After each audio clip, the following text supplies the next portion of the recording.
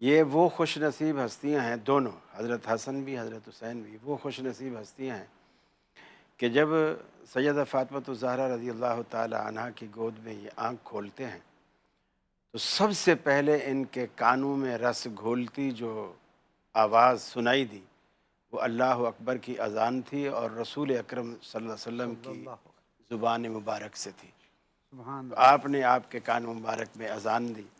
پھر دوسری بڑی سعادت یہ نصیب ہوئی کہ سب سے پہلے دنیا میں جو انہوں نے پہلی چیز چکھی، رسول اکرم صلی اللہ علیہ وسلم نے کھجور کو اپنے منہ میں چبایا، اس کا پیسٹ بنایا، پھر اس پیسٹ کو انگلی پہ لگا کے شہزادے کے تالو پہ لگا دیا، اور پھر آپ اسے چاٹتے رہے۔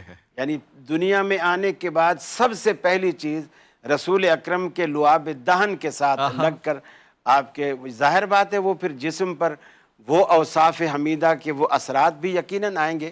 گھٹی کا مقصد بھی یہی ہوتا ہے کہ عموماً بڑے لوگوں سے، بزرگوں سے، نیک لوگوں سے یہ تہنیک کرائی جاتی ہے تاکہ اس شخصیت کے اثرات اس کے اندر سرایت کر جائیں۔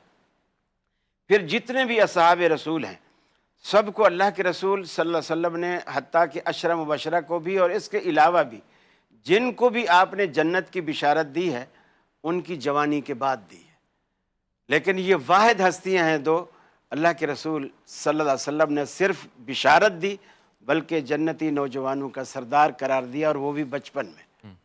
پھر نبی کریم صلی اللہ علیہ وسلم اکثر نماز میں مسجد میں بھی آپ لے آتے، بلکہ ایک دفعہ ایسا بھی ہوا کہ آپ ممبر پر کھڑے تھے، خطبہ ارشاد فرما رہے تھے، اور یہ دونوں شہزادے آئے اور دونوں نے لال مہرون کلر کی، جیسے کہہ لیجئے مہرون کلر کی قمیضیں پہنی ہوئی تھی، اور یہ چونکہ مجمع صف بنا کے بیٹھا تھا تو بچے تھے اور صفوں میں سے گزرنا، کبھی کوئی اٹکتا آپ گر پڑتے، رسول اللہ صلی اللہ علیہ وسلم سے دیکھا نہ گیا۔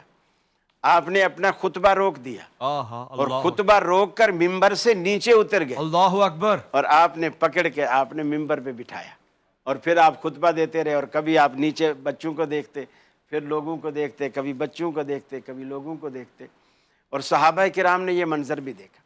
پھر ایک موقع پر آپ نے یہ بھی فرمایا، اس وقت صرف حضرت حسن تھے، آپ کے برابر میں بیٹھے تھے، آپ نے فرمایا کہ میرا یہ بیٹا سید ہے، اور اللہ تعالیٰ میرے اس بیٹے کے ذریعے فئتین عظیمتین من المسلمین، فرمایا دو عظیم مسلمانوں کے گروہوں کے درمیان میرے اس بیٹے کے ذریعے اللہ رب العالمین صلح کرائے گا۔ اور وہ وقت بھی صحابہ کرام نے دیکھا، اور اللہ نے دکھایا کہ میرے رسول کی پیشین گوئی کیسے سچی ہوتی ہے کہ اس وقت آپ نے سب کچھ قربان کر دیا۔ دنیا کو عہدہ چاہیے ہوتا ہے، کرسی چاہیے ہوتی ہے، لیکن دنیا کے امن کے لیے، مسلمانوں کے امن کے لیے، مسلمانوں کے اتحاد کے لیے اپنی اس کرسی کو، اس عہدے کو، اس منصب کو سب کچھ قربان کر دیا کہ اگر اس کی قربانی سے مسلمان ایک ہوتے ہیں، قتل و غارت سے مسلمان بچتے ہیں، خون ریزی سے بچتے ہیں، تو میرے لیے اس سے بڑی سعادت اور کیا ہو سکتی ہے؟ کیا بات ہے۔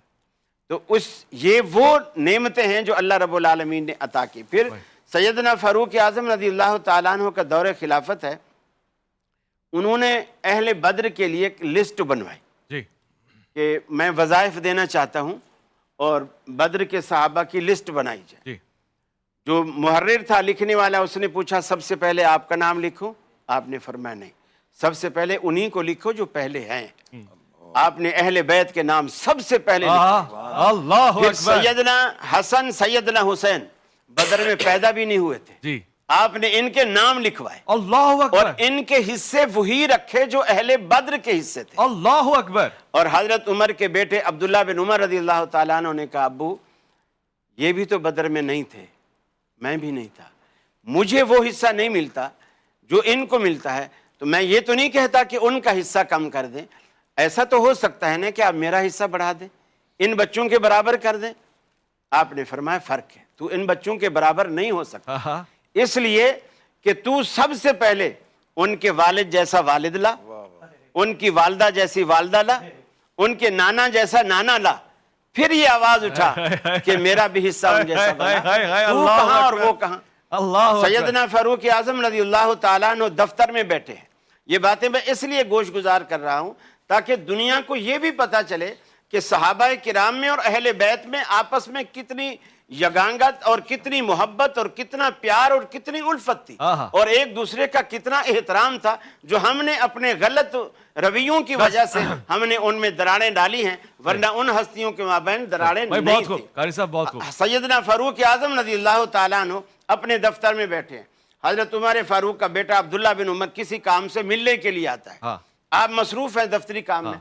आपने फरमाया बेटा भी मैं मसरूफ हूं, अंदर नहीं आ। हाँ। वो बाहर वापस चले गए। आगे गए तो सैयदना हसन रज़ियल्लाहु ताला अन्हु आए और उन्होंने पूछा अब्दुल्ला आप क्यों जा रहे हो और क्यों आए थे? बोले मैं मिलने आया था, अब्बू ने मना कर दिया तो मैं फारिग नहीं हूं तो इसलिए जा रहा हूं। तो वो भी वापस जाने लगे। हजरत उमर की निगाह पड़ गई। आपने फरमाया, आवाज दी, हसन आप क्यों जा रहे हो? कहा कि मैं आपसे मिलने आया था। अब्दुल्ला ने बताया कि आपने इजाजत नहीं दी मिलने की। तो मैंने कहा जब अपने बेटे को इजाजत नहीं मिली तो मुझे क्या मिलेगी? हजरत उमर फारूक की आंखों में आंसू आ गए। फरमाने लगे, हसन वो उमर का बेटा है, उसे रोका जा सकता है, तू रसूलुल्लाह का बेटा है, तुझे नहीं रोका जा सकता। कारी साहब आज मेरा दिल कर रहा है मैं आपकी पप्पी लूं, बोसा लूं। वाह माशाअल्लाह। इमाम सैयदना हसन मुश्तबा के हवाले से ये गुफ्तगू हमारे दिलों को ठंडक पहुंचा रही है। अब सारा कुछ हवाले मुफ्ती नवीद अब्बासी साहब के। आज आपने देखा ये अंदाज, ये माहौल, हम तो इश्क करने वाले लोग हैं, हमसे कोई ये बातें करते हैं हमारा दिल पिघल जाता है।